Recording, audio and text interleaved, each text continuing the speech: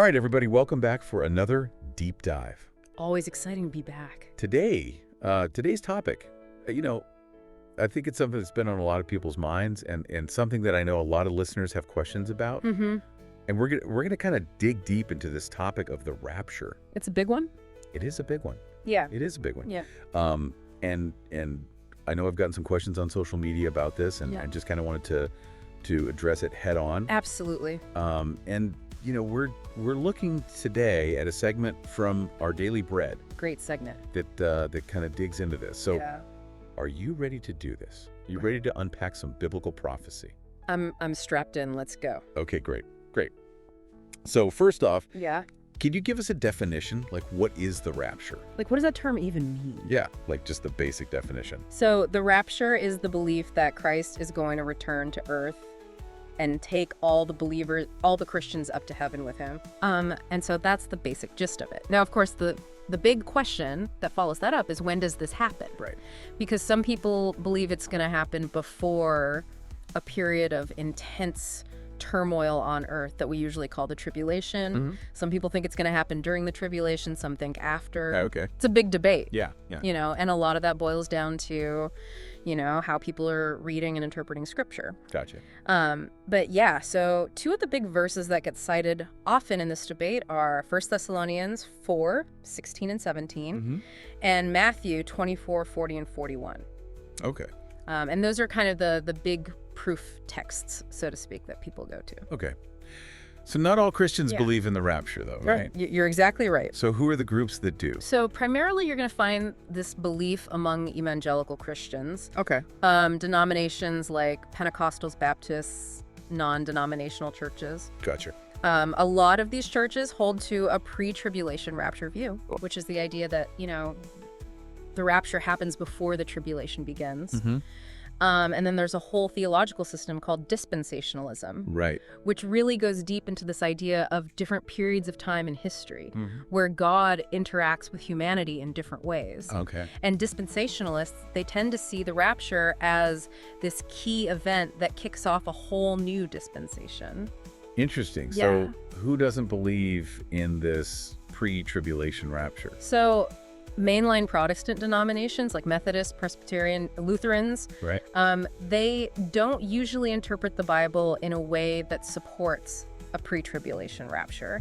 The Catholic Church doesn't hold to that view either. Right. And then you have the Eastern Orthodox Christians who have a whole different perspective on the end times. Right. More kind of symbolic. Very much symbolic. Yeah. And mystical. It's not so much about specific events, but more about spiritual preparedness for Christ's return. Yeah. So it's a different focus. Yeah. So if pre-tribulation is the belief that, the rapture happens before the tribulation, Right. are there other interpretations out there about, when this might happen? Absolutely. So there's the post-tribulation rapture view, Okay. where believers actually go through the tribulation alongside everybody else. And the rapture happens at the very end of that period, just before Christ establishes his kingdom on earth. Okay. And then you've got another view called the amillennial view, Okay. which doesn't really see a literal rapture at all. They tend to interpret a lot of the end times prophecy more symbolically. Okay. Wow. Yeah. So this is really interesting. Yeah. But I'm curious, why are there so many different interpretations about this? It really comes down to how people read and interpret the Bible. Okay. Some people take a very literal approach. All right. Others see more room for symbolism and metaphor. Okay. It's kind of like looking at a piece of art. Right. Different people are going to see different things Yeah. and bring their own perspectives and experiences to it. Okay. And that's part of what makes this such a fascinating topic. Sure. And I know that the Bible talks about the tribulation. Right. What is that exactly? Is that a specific event or just kind of like Yeah, that's a good question. just a general time of turmoil? Yeah, and honestly, the Bible doesn't really lay out a specific timetable or checklist of events for the tribulation. So there's definitely room for different interpretations. Okay. Some people see it as this distinct period of time. Right. Others see it more as a general state of hardship and suffering Gotcha. that the world goes through. So what does the Bible actually say about this whole rapture thing? Well, we've got those verses we talked about earlier. Right. 1 Thessalonians and Matthew. Yeah, exactly. Yeah. But even those verses, they raise some questions. Like, for example, 1 Thessalonians talks about believers being caught up Right. to meet the Lord in the air. Right. But what does caught up actually mean? Yeah, like, is it literal? Yeah, is it a physical event? Right. Or is it more of a spiritual transformation? Right. You know, there's room for debate there. Yeah, there's a lot of room for debate. Yeah, and and ultimately, I think it's important to remember that while Christians might disagree on the specifics of the rapture, Right. the core message should really be about Yeah. living a life that reflects Christ's teachings and being prepared for his return, Right. whenever that may be.